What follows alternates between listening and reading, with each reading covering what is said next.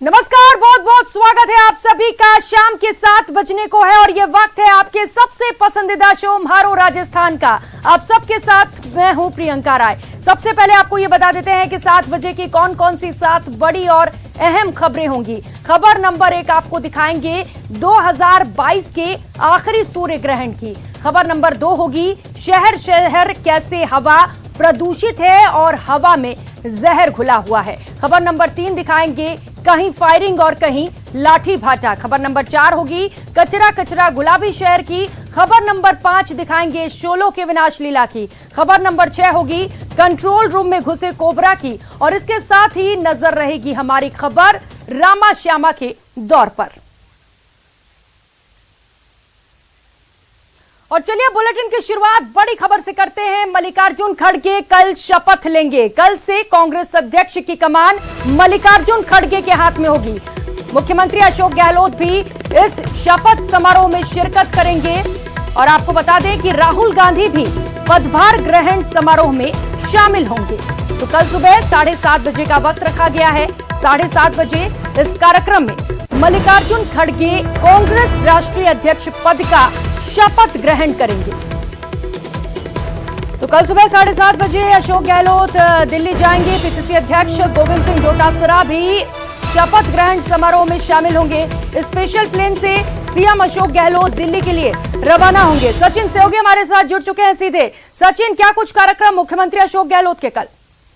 देखिए, मुख्यमंत्री अशोक गहलोत को पहले आज दिल्ली के लिए जाना था, लेकिन उनके कार्यक्रम में बदलाव हुआ है क्योंकि मुख्यमंत्री अशोक गहलोत का स्वास्थ्य जो है वो ठीक नहीं था। पिछले 2 दिन से वो स्वास्थ्य लाभ ही ले रहे थे। सीएमआर में सभी कार्यक्रम उनके रद्द कर दिए गए थे और आज दिल्ली जाने का कार्यक्रम तय था, लेकिन अब कल सुबह 7:30 बजे स्पेशल प्लेन से जयपुर से रवाना होंगे और करीब 8:30 बजे सीएम अशोक गहलोत दिल्ली पहुंच जाएंगे। इस दौरान उनके साथ में जो पीसीसी अध्यक्ष गोविंद सिंह डोटासरा वो मौजूद रहेंगे और उसके बाद में दिल्ली जाने के बाद जो तय कार्यक्रम है मल्लिकार्जुन खड़गे का एआईसीसी के अंदर पदभार ग्रहण समारोह में, उसमें वो शामिल होंगे। और देखिए, सबसे महत्वपूर्ण बात यह है कि कल, क्योंकि 1 महीना पूरा हो गया है आज जो सियासी घटनाक्रम चला प्रदेश के अंदर, 1 महीना पूरा हो चुका है। उसके दौरान कभी भी जो पायलट गुट और गहलोत गुट के जो लोग हैं, जो नेता हैं, वो एक मंच पे नहीं है, एक जगह पे मौजूद नहीं रहे। कल वो मौका होगा जब सचिन पायलट जो पहले से दिल्ली में मौजूद है वो कार्यक्रम में शामिल होंगे। यहाँ से अशोक गहलोत और पीसीसी चीफ गोविंद सिंह डोटासरा जा रहे हैं।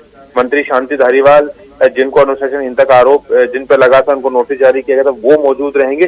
तो तमाम तरह के जो लोग हैं वो एक खास है कांग्रेस के लिए। और दिल्ली में क्या कुछ तैयारियां चल रही हैं? दिल्ली से सहयोगी लखवीर इस वक्त सीधे हमारे साथ जुड़ चुके हैं। लखवीर, कल बेहद खास दिन कांग्रेस के लिए। मल्लिकार्जुन खड़गे शपथ ग्रहण करेंगे। कितनी तैयारियां चल रही हैं वहां पर और कितना उत्साह इस वक्त कांग्रेस में? जी बिल्कुल प्रियंका, कांग्रेस पार्टी में अब नया उत्साह भरने के लिए मल्लिकार्जुन खड़गे कल सुबह अपना कार्यभार संभालने जा रहे हैं। कांग्रेस पार्टी के तमाम नेताओं और कार्यकर्ताओं में एक नया संचार है उत्साह का कि अब नए अध्यक्ष आएंगे। 2-10 को बाद गैर गांधी अध्यक्ष मिलने जा रहे हैं। तो स्वाभाविक है न केवल राजस्थान बल्कि पूरे देश भर के कांग्रेस कार्यकर्ताओं में उत्साह है। हालांकि तमाम तैयारियां पूरी कर ली गई हैं। तमाम वरिष्ठ नेता कल उनके पदभार ग्रहण के समय मौजूद रहेंगे। राजस्थान के लिहाज से अगर देखा जाए तो काफी महत्वपूर्ण हो जाता है, क्योंकि जिस प्रकार से सियासी घटनाक्रम बीते दिनों चला, तो उसका क्या कुछ पटाक्षेप अब होगा, नए अध्यक्ष के आने से क्या वो संकट दूर हो जाएगा, ये काफी महत्वपूर्ण है। सबसे महत्वपूर्ण इसलिए भी हो जाता है क्योंकि तमाम धड़े, चाहे वो सचिन पायलट खेमा हो या अशोक गहलोत का गुट हो, दोनों खेमों के बीच में जिस प्रकार से शीत युद्ध पिछले बीते दिनों चल रहा है, क्या उसका समाधान जिस प्रकार से केसी वेणुगोपाल ने कहा था कि कांग्रेस अध्यक्ष के पास फैसला सुरक्षित है, कांग्रेस आलाकमान के पास फैसला सुरक्षित है और जल्द पटाक्षेप हो जाएगा। तो अब क्या मल्लिकार्जुन खड़गे अध्यक्ष बनने के बाद राजस्थान की जो सियासी तौर पर उसका समाधान कर पाएंगे, इस पर सभी की निगाहें हैं। हालांकि सबसे महत्वपूर्ण इसलिए भी हो जाता है क्योंकि मल्लिकार्जुन खड़गे को संगठन का अच्छा अनुभव है। वो वरिष्ठ नेता हैं और जिस प्रकार से तमाम जो कांग्रेस के जो राजस्थान के कार्यकर्ता हैं वो भी अब चाहते हैं कि आखिरकार एक रास्ता प्रशस्त हो कि कांग्रेस की लीडरशिप किसके हाथ में होगी। 2023 के चुनाव में पार्टी को उतरना है, उससे पहले जिस प्रकार भीतरघात है, 2 धड़े बने हुए हैं, तो उसको लेकर क्या कुछ रास्ता प्रशस्त हो, ये कांग्रेस का कार्यकर्ता भी चाहता है। हालांकि कांग्रेस आलाकमान के सामने सबसे बड़ी चुनौती ये बनी हुई है ही कि कांग्रेस आलाकमान लगातार चाहता है कि जिस प्रकार से राजस्थान में जो कुछ परिस्थितियां बनी, उसके बाद आलाकमान की तरफ से कहा भी गया कि जल पटाक्षेप कर लिया जाएगा। मुख्यमंत्री अशोक गहलोत ने सॉरी फील भी किया, लेकिन सचिन पायलट की भूमिका क्या होगी ये कांग्रेस अध्यक्ष को अब सुनिश्चित करना होगा। और कांग्रेस अध्यक्ष मल्लिकार्जुन खड़गे अब तय करेंगे कि आखिरकार राजस्थान को लेकर कैसे इस पूरे मामले को सुलझाया जाए, कैसे पटाक्षेप किया जाए, ताकि कांग्रेस की जो लीडरशिप है वो एक जाजम पर खड़ी नजर आए, एकजुट नजर आए और राजस्थान में कांग्रेस पार्टी अच्छा परफॉर्म कर पाए। क्योंकि लगातार सत्ता के द्वारा कहा जाता है कि ऐतिहासिक बजट राजस्थान की जनता को दिए गए हैं, जिसका समर्थन मिलना सुनिश्चित है 2023 के चुनाव में। तो वहीं सचिन पायलट समर्थकों का लगातार यही कहना है कि सचिन पायलट के नेतृत्व में 2018 में कांग्रेस पार्टी की सरकार बनी थी पूर्ण बहुमत के साथ, और अभी भी सचिन पायलट को अगर सत्ता सौंपी जाती है तो सरकार रिपीट होगी और जो ट्रेंड राजस्थान में रहा है वो टूटेगा और कांग्रेस पार्टी प्रचंड बहुमत से सरकार बनाएगी। ऐसे में अब कांग्रेस अध्यक्ष के पास ये फैसला सुरक्षित है कि जो बीते दिनों घटनाक्रम घटित हुआ उसको लेकर क्या पटाक्षेप वो करेंगे, क्योंकि एक तरफ स्पीकर सीपी जोशी के पास उन तमाम विधायकों के इस्तीफे पड़े हुए हैं। अनुशासनात्मक कार्रवाई जिन 3 नेताओं पर करी गई थी, उन 3 नेताओं ने भी अपना जो जवाब है वो सबमिट कर दिया है। ऐसे में स्वाभाविक है कि तमाम नेताओं और कार्यकर्ताओं को इंतजार है कि राजस्थान में क्या कुछ घटनाक्रम अब जो घटित हो उसके बाद क्या कुछ फैसला आना है, क्योंकि कांग्रेस को नए अध्यक्ष मिल गए हैं, जिससे कि न केवल राजस्थान बल्कि पूरे देश भर के कार्यकर्ताओं को काफी उम्मीद है कि वो कांग्रेस पार्टी को मजबूत करेंगे, कांग्रेस पार्टी को नई दिशा बड़ी चुनौती मल्लिकार्जुन खड़गे के सामने होगी कांग्रेस को एकजुट करने की, एक मंच पर लाने की, और इसके साथ ही इससे बड़ी चुनौती जो उनके इस वक्त सामने है वो आगामी चुनाव है। बहुत शुक्रिया आपका लखवीर और सचिन दोनों का इन तमाम जानकारियों के लिए। और चलिए अब बात कर लेते हैं सूर्य ग्रहण की। भारत में साल का आखिरी सूर्य ग्रहण खत्म हो चुका है। शाम 6:09 पर यह सूर्य ग्रहण खत्म हो गया। सबसे पहले 4:19 पर यह सूर्य ग्रहण देखा गया भारत में, और आपको बता दें 1 घंटे 40 मिनट तक इस सूर्य ग्रहण का अलग अलग राज्यों में असर देखने को मिला। यह ग्रहण अलग अलग राज्यों में करीब करीब 1 घंटे 40 मिनट तक देखने को मिला। तो भारत में साल का ये आखिरी सूर्य ग्रहण था जो अब खत्म हो चुका है। आपको बता दें आज भारत में साल का दूसरा और आखिरी सूर्य ग्रहण लगा।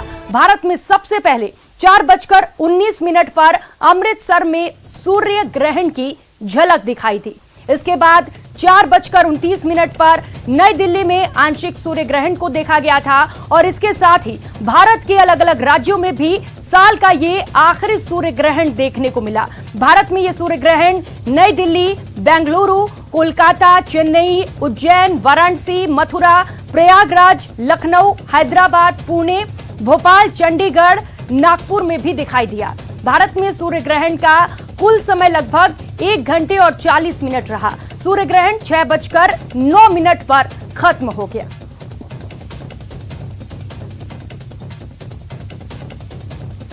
तो अलग अलग तस्वीरें आपको दिखा रहे हैं सूर्य ग्रहण के दौरान। सूर्य की तस्वीरें जो सामने आई दिल्ली, बेंगलुरु, कोलकाता, चेन्नई, जयपुर और हैदराबाद से ये तस्वीरें। आपको बता दें कि अलवर में 4:31 पर सूर्य ग्रहण देखने को मिला। वहीं अजमेर में भी 4:31 पर, जयपुर में 4:31 पर, तो उदयपुर में 4:35 पर यह सूर्य ग्रहण देखा गया। जोधपुर की बात करें तो जोधपुर में 4:30 पर लोगों ने सूर्य ग्रहण देखा।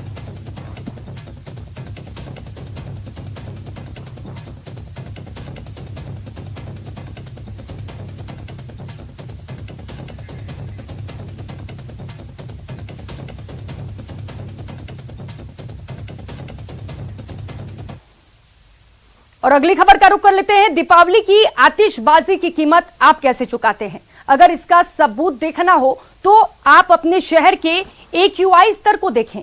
AQI यानी कि वायु गुणवत्ता सूचकांक। इसके मुताबिक दिवाली के अगले दिन प्रदेश के सभी बड़े शहरों का AQI यानी कि एयर क्वालिटी इंडेक्स स्तर 2.5 गुना बढ़ गया। जयपुर में ये 100 से बढ़कर 263 तक पहुंच गया। देखिए आपके शहर की हवा कितनी खराब हो चुकी है। दिवाली की चमक के बाद अब प्रदूषण की मार। सूर्य मंदिर से सबसे बेहतरीन जयपुर का नज़ारा देखने को मिलता है, जहां पर गणगणेश से लेकर के नाहरगढ़ किला, जयपुर के तमाम बाजार, ख़ास तौर पर आप देखेंगे गलता गेट से लेकर के यहाँ पर सूरजपोल गेट और छोटी चौपड़, बड़ी चौपड़, सरगासूली तमाम जो इमारतें हैं वो नज़र आ रही हैं। लेकिन दिवाली की रात हुए प्रदूषण और आतिशबाजी से आप देखें कि पूरा शहर गर्द व गुबार के आगोश में है, जिसे स्मॉग कहेंगे। ये धुआं पूरे शहर पर छाया हुआ है। कोरोना की बंदिशों के खात्मे के बाद पिंक सिटी ने जमकर दिवाली मनाई, दिए जलाए और आतिशबाजी की, और इसका परिणाम प्रदूषण के खौफनाक स्तर के रूप में सामने आया। दीपावली की सुबह प्रदूषण का स्तर सामान्य से 2.5 गुना बढ़ गया। जयपुर में AQI स्तर जो कि 100 के करीब था, वो दोपहर तक 263 पर पहुंच गया। यानी जयपुर के लोगों को दिल्ली NCR की तरह सांस लेने के लिए तरसना पड़ रहा है। घूमने के लिए तो जगह बहुत अच्छी है, लेकिन इस वक्त देखें कि हम शाम को निकलते हैं तब भी पॉल्यूशन बहुत रहता है, और सुबह भी देखें तो पॉल्यूशन बहुत ही ज़्यादा रहता है। तो इस वजह से हमें लगा था कि यहाँ पे ओपन प्लेस मिलेगा, अगर पहाड़ों पे यहाँ पे जाएंगे तो खुली आबो होगी। लेकिन अभी जयपुर को देख करके क्या सजेस्ट करेंगे आप? कि ये क्रैकर्स को बैन कर देना चाहिए लास्ट 2 इयर्स की तरह, जैसे दिल्ली में अभी बैन है, और बहुत लोगों को तकलीफ भी होती है इससे। प्रदूषण नियंत्रण मंडल की ओर से प्रदेश के 8 शहरों में 14 खास स्थानों पर गहन मॉनिटरिंग की जा रही है। लेकिन वायु प्रदूषण के लाइव आंकड़ों से अंदाजा लगाया जा सकता है कि हालात सामान्य के मुकाबले बेहद खराब हैं। ऐसे में स्वास्थ्य विभाग और प्रदूषण नियंत्रण मंडल की हेल्थ एडवाइजरी पर अमल करना काफी जरूरी है, और अगले 1 सप्ताह तक आम लोगों को आउटडोर एक्टिविटी से बचना चाहिए। ये सिर्फ जयपुर का हाल नहीं है, कमोबेश पूरे राजस्थान में अगर तमाम बड़े शहरों का हाल देखेंगे तो वो यही है। राजस्थान में भिवाड़ी से भी ज़्यादा अगर कहीं प्रदूषण रहा है इस बार तो वो जोधपुर में रहा है। वहाँ पर AQI 300 को पार कर गया है। आपको बता दें कि सिर्फ राजधानी जयपुर ही नहीं बल्कि प्रदेश के सभी बड़े शहरों की हवा खराब है। जोधपुर में AQI स्तर 152 की जगह 331 पर पहुंच गया, तो अजमेर में AQI स्तर 227 तक हो गया है। उदयपुर का AQI स्तर 113 से बढ़कर 246 तक पहुंचा, तो कोटा का AQI स्तर 180 की जगह 229 है, और पाली में ये 132 की जगह 246 पर है। आपको बता दें कि AQI स्तर के 100 से ज्यादा होने का मतलब हवा के खराब होने का संकेत है, जबकि 100 से 200 तक के AQI स्तर को स्वास्थ्य के लिए खतरनाक माना जाता है। लेकिन दिवाली के बाद प्रदेश के सभी बड़े शहरों का AQI स्तर 200 से ऊपर है, यानी प्रदेश के लगभग सभी बड़े शहरों में सांस लेना खतरनाक है। गोवर्धन पूजा के बाद अगले 2 दिन आतिशबाजी का दौर जारी रहेगा और प्रदूषण का स्तर और बढ़ेगा। ऐसे में उन तमाम लोगों को खास एहतियात बरतने की जरूरत है जिन्हें डॉक्टर्स ने एहतियात बरतने के लिए कहा है। प्रदूषण कंट्रोल बोर्ड ने भी हालात को देखते हुए एडवाइजरी जारी कर दी है। कैमरा पर्सन यासीन के साथ में अरबाज अहमद, न्यूज़ 18 के लिए जयपुर से। और अब बात शिक्षा नगरी कोटा की, जहां पर धूमधाम से दिवाली का त्योहार मनाया गया। लोगों ने जमकर आतिशबाजी की, लेकिन इसके बाद बिगड़ गया शहर का वातावरण। शहर का AQI लेवल खतरनाक स्तर तक पहुंच गया है। कैसा है दिवाली के बाद कोचिंग सिटी का प्रदूषण, जायजा लिया हमारे संवाददाता योगेश त्यागी ने। दिवाली का त्योहार मनाया है। इस बार दिवाली फ्री दिवाली थी, किसी भी तरह की कोई पाबंदी नहीं थी, लेकिन इस नापाबंदी का शहर ने किस तरह से इस्तेमाल किया है वो आपको बताते हैं। शहर जो है वो प्रदूषण की चपेट में आ गया है, और आपको बता दें कि जो शहर का AQI है वो 500 से 600 के बीच हो गया है।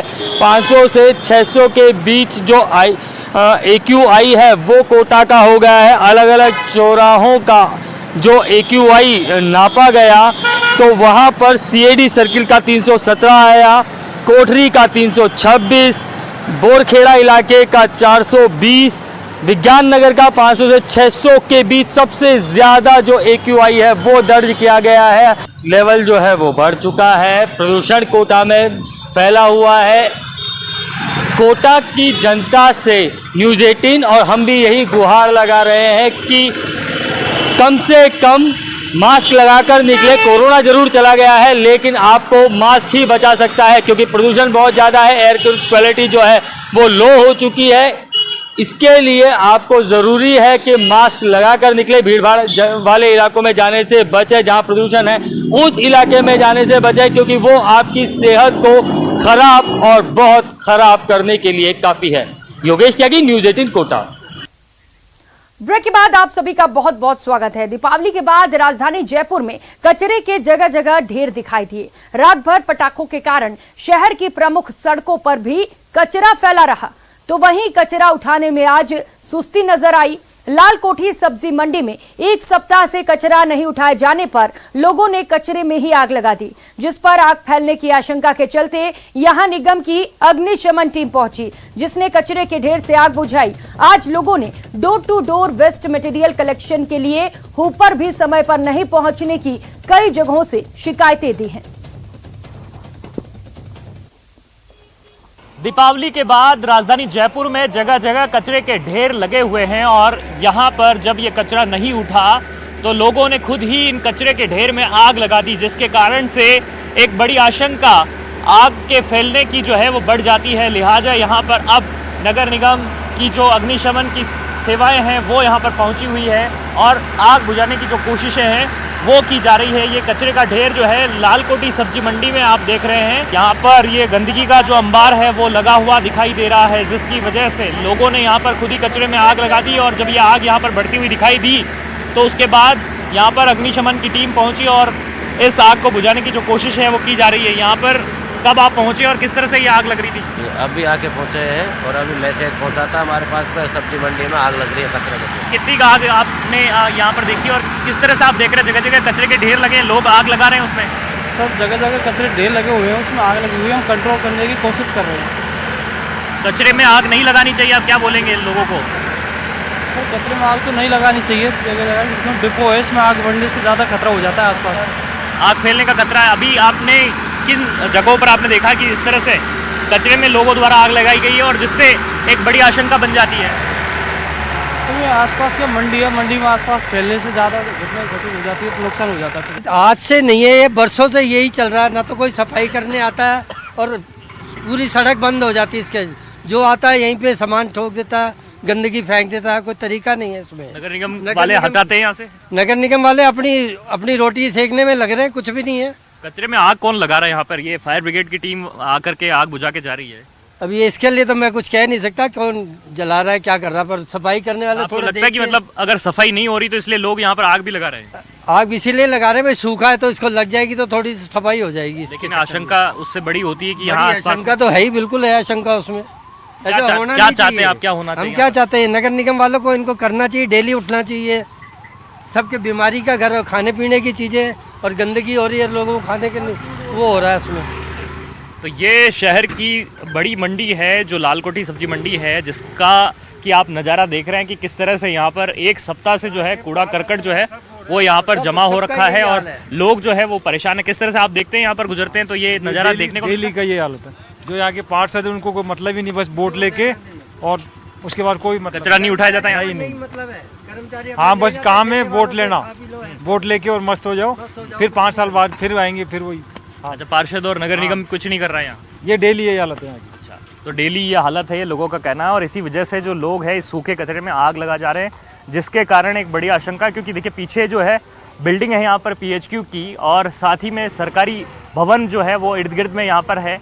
इस कारण से एक बड़ी आशंका जो है वो बन जाती कि कहीं वहाँ तक आग ये नहीं पहुँचा। इस कारण से जो नगर निगम की अग्निशमन जो टीम है वो यहाँ पर आकर के बुझा जा रही है, लेकिन जो नगर निगम की बाकी टीम जिसको कि ये कचरा उठाने की जिम्मेदारी है वो ठीक तौर पर ये जिम्मेदारी नहीं निभा रही है। कैमरा पर्सन यासीन के साथ महेश दादिश, न्यूज़ 18 जयपुर। और खबर दौसा से है। जिले के महुआ थाना क्षेत्र के सालिमपुर गांव में जमीनी विवाद को लेकर दो पक्ष आपस में भिड़ गए। झगड़ा इतना बढ़ गया कि इसने खूनी संघर्ष का रूप ले लिया। विवाद में दोनों पक्षों की ओर से धारदार हथियार चले, जिसमें दोनों ही पक्षों के कुल 6 लोग गंभीर रूप से घायल हो गए, जिन्हें महुआ अस्पताल में भर्ती कराया गया। यहां से एक पक्ष के पिता और पुत्री की गंभीर स्थिति को देखते हुए उन्हें जयपुर रेफर कर दिया गया है। वहीं खूनी संघर्ष की सूचना पर महुआ थाना पुलिस मौके पर पहुंची और दोनों पक्षों से समझाइश की गई। साथ ही खूनी संघर्ष के मामले में जांच भी शुरू की गई।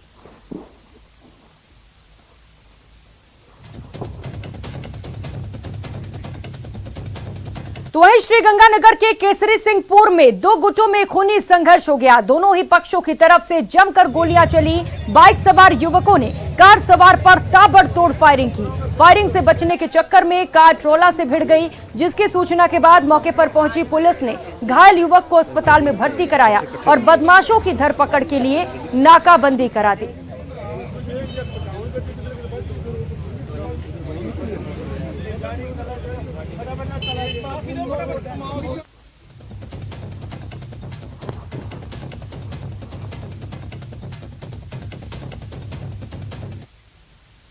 और खबर हनुमानगढ़ से है, जहां साहूकारों से परेशान युवक की आत्महत्या मामले में 5 दिन बाद भी शव उठाने को लेकर सहमति नहीं बन सकी। गिरफ्तारी की मांग को लेकर ग्रामीण और परिजन जिला चिकित्सालय में धरने पर बैठे रहे।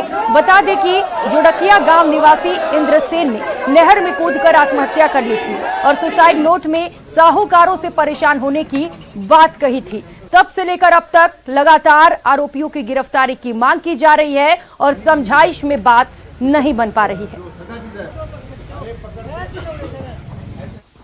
वालों से राय मशवरा किया कि हो सकता है कि ये केवल 306 का मामला नहीं होकर 302 का हो, इसलिए उसके पोस्टमार्टम के लिए पूरे गांव की आसपास के सर्व समाज के लोग, जो भी सब लोग यहाँ पधारे, हर व्यक्ति से हमने राय लेके पोस्टमार्टम के लिए तैयार हुए हैं। 306 का प्रकरण दर्ज किया गया है। उसमें मृतक के परिजन व गांव वाले धरने पे बैठे हैं और इसमें बॉडी के पोस्टमार्टम के लिए वार्ता भी जारी है और गिरफ्तारी के प्रयास अलग से टीमें लगी हुई है। और फिलहाल यहाँ रुकेंगे एक छोटी सी ब्रेक के लिए, कहीं मत जाइएगा, लौटेंगे फौरन।